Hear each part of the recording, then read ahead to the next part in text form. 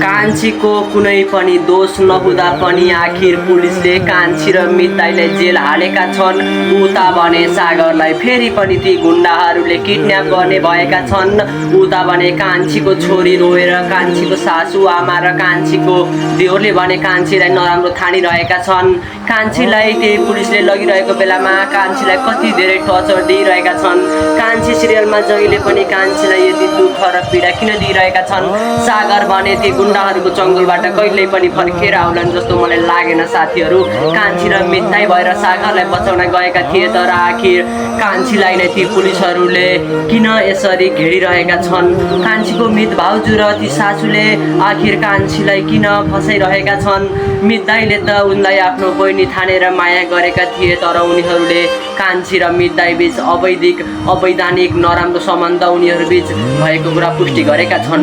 पुलिसले पनि कस्तो हो अहिलेको यो सरकार, अहिलेको यो कानुन कुरा नबुझी आखिर कान्छीलाई पनि जेल हालेका छन्। कि अब कान्छीले आफ्नो सबै कुराहरू सत्य तथ्य कुराहरू बताएर त्यो पुलिस चौकीबाट निस्केर आउन सक्लिन् त। मितदाईले पनि आफ्नो कान्छी बहिनीलाई सहयोग गरेर आफ्नो बुढी र दिदी सासूलाई जेल हाल्न सक्लान् त साथीहरू। हजुरलाई के लाग्छ कमेन्ट बक्समा कमेन्ट पनि गर्न नभुल्नुहोला। हो साथीहरू, सागरलाई भने ती गुण्डाहरूले फेरि पनि अपहरण गरिरहेका छन्। के अब ती काली सानी बहिनीलाई सागरले बचाएर कान्छीलाई पनि बचाउन सक्ला त? सक्नुपर्छ भन्न चाहनुहुन्छ भने यस च्यानललाई सब्सक्राइब गरी यो भिडियो पुरा पनि हेर्न नभुल्नुहोला। ल साथीहरू, अब भने हामी कान्छी सिरियल भाग 300 को रिभ्यूतर्फ जाउँ है त। साथै यो भिडियोको अन्त्यतिर कान्छी सिरियल भाग 301 मा के हुन सक्छ भन्ने कुराहरू पनि गर्नेछौँ, त्यसैले भिडियोलाई अन्तिमसम्म हेर्न पनि नभुल्नुहोला। ल साथीहरू, अब चाहिँ हामी कान्छी सिरियल भाग 300 को रिभ्यूतर्फ जाउँ है त। स्टार्टिङमा देखाइएको हुन्छ कान्छी र कान्छीको मितदाई मिलेर सागरलाई खोज्न गएका हुन्छन् त्यो चिल्लो कारमा। तर त्यो चिल्लो कार भएर के गर्नु, त्यो पुलिसहरूले उनीहरूलाई खोज्नका लागि मित भाउजू र दिदी सासू मिलेर आएका छन्। मितदाई आखिर कान्छीलाई आफ्नो बहिनी सम्झेर माया गरेका थिए, तर आखिर उनले कान्छी र मितदाई बीच नराम्रो सम्बन्ध भएको कुरा बताएका छन्। मितदाईले कान्छीलाई नराम्रो दृष्टिले हेरेको साथै कान्छीले आफ्नो बुढा हुँदाहुँदै पनि मितदाईलाई आफ्नो त्यो बनाएको कुरा बताएका छन्। त्यो भन्न नहुने शब्द हो, फेरि त्यसैले भनिन, हजुरले बुझ्नु भएको छ। हो साथीहरू, त्यतिसम्म पवित्र दाजु बहिनीको नातालाई त्यतिसम्म बनाउने यो मित भाउजू र सासूलाई पनि छिटोभन्दा छिटो जेल सजाय गर्नुपर्छ भन्न चाहनुहुन्छ भने यस च्यानललाई सब्सक्राइब गरी हामी साथ जोडिन पनि नभुल्नुहोला। साथै उता सागरलाई पनि ती गुण्डाहरूले यति धेरै दुःख पीडा दमन अत्याचार गरिरहेका छन् साथीहरू, जुन हामी सोच्न पनि सक्दैनौँ।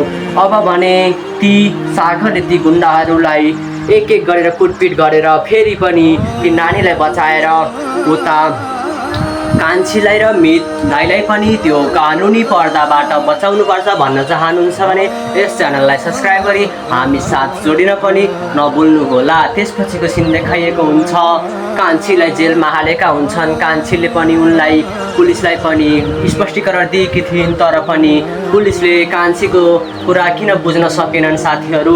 हजुरलाई के लाग्छ कमेन्ट बक्समा कमेन्ट पनि गर्न नभुल्नुहोला। हो, कान्छीलाई भने आखिर पुलिसले पनि दोष बनाइरहेका छन्। कान्छीले आफ्नो बुढा सागरलाई खोज्न जान्छु भने पनि आखिर बाटोमा नै मित भाउजू र सासूले भने उनलाई पुलिस चौकीमा लगेका छन्। उता भने सागरकी सानो बहिनी उनलाई अपहरण गरेका छन्। त्यहाँ भएको सानो बहिनीलाई बलात्कृत गर्ने उद्देश्यले ती गुण्डाहरूले त्यो जङ्गलमा लगेका छन्। सागरले बचाउन सक्लान् त?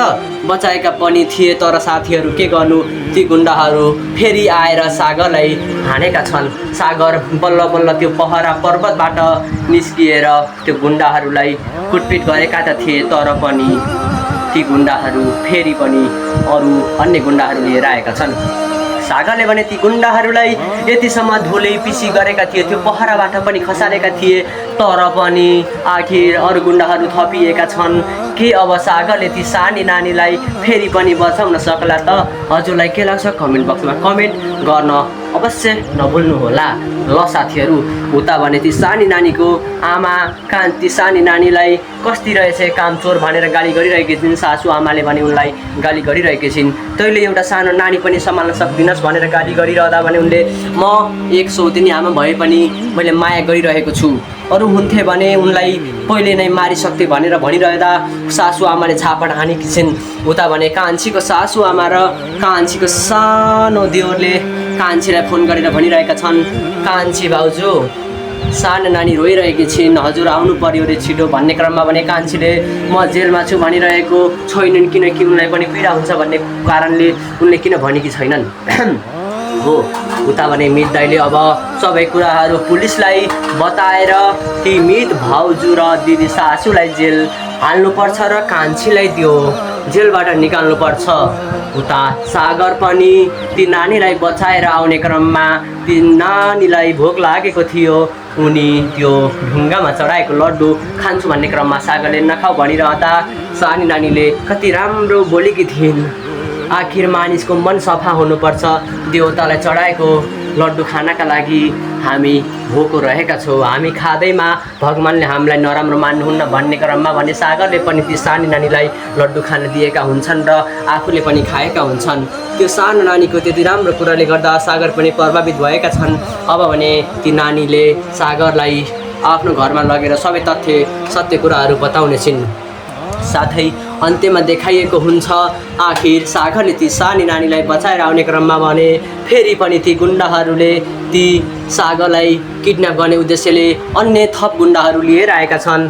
अब ती थप गुन्डाहरूले सागरलाई फेरि पनि किडन्याप गर्न सक्छन् या सक्दैनन्, कमेन्ट बक्समा कमेन्ट गर्नुहोस्। सागरले अब ती गुन्डाहरूलाई कुटपिट गर्न सक्छन् या सक्दैनन्। उता भने मित दाइले अब सागरलाई छिटो नै भेट्नुपर्छ, खोज्नुपर्छ, साथै कान्छीलाई जेल हालेको कुरा सागरले छिटै थाहा पाएर ती गुन्डाहरूलाई कुटपिट गरेर कान्छीलाई बचाउन आउनुपर्छ भन्न चाहनुहुन्छ भने यस भिडियोलाई अन्तिमसम्म हेर्न पनि नभुल्नुहोला, साथै यस च्यानललाई सब्स्क्राइब गर्नुहोला। अब चाहिँ हामी भिडियोको अन्तिममा आइरहेका छौँ। ल साथीहरू, अब भने हामी कान्छी सिरियल भाग 301मा के हुन सक्छ अथवा प्रिडिक्सनतर्फ हामी लागौँ है त। अब भने सागरले ती सानी नानीलाई बचाएर ती गुन्डाहरूलाई पनि फेरि पनि रामदोलाई हान्ने भएका छन्। उता भने कान्छीले पुलिसलाई सबै सत्य तथ्य कुराहरू बताउने छिन् र ती मित भाउजू र दिदी सासूलाई उनलाई जेल हाल्ने छिन्। साथै मित दाइले पनि कान्छीलाई सपोर्ट गर्नेछन् र उनीहरू जेलबाट निस्किएपछि सागरलाई फेरि बचाउन जानेछन्, खोज्न जानेछन्। अन्तमा सागर र कान्छीको पुनः भेट हुनेछ र पुनः माया बसिनेछ। फेरि कान्छी आफ्नो घरमा गएर सानो नानीलाई पनि माया गर्नेछिन् भन्न चाहनुहुन्छ भने यस च्यानललाई सब्स्क्राइब गर्न पनि नभुल्नुहोला। साथै हजुरहरू यो भिडियो कहाँबाट हेर्दै हुनुहुन्छ, जहाँबाट हेरे पनि हामीलाई कमेन्ट बक्समा कमेन्ट गर्न नभुल्नुहोला। आजलाई भिडियो यति नै। हजुरले यो भिडियो कहाँबाट हेर्दै हुनुहुन्छ कमेन्ट बक्समा कमेन्ट गर्नुहोस्, किनकि मेरो दर्शक श्रोताहरू कहाँबाट हेर्दै हुनुहुन्छ मलाई पनि थाहा पाओस्। आजलाई यति नै। जय कान्छी।